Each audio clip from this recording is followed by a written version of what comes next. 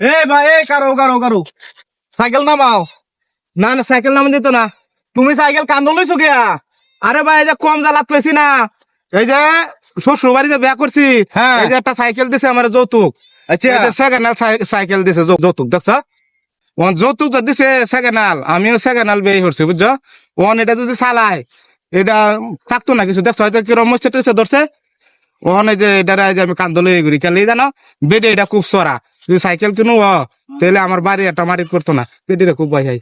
ও তাহলে তোমার যা আসলে হাসা কথাই যৌতুক লইয়া বিয়া করলে এই যেটা যৌতুক দে এটা লই ঘর সংসার করন লাগে, বউ লই আর করন জানা।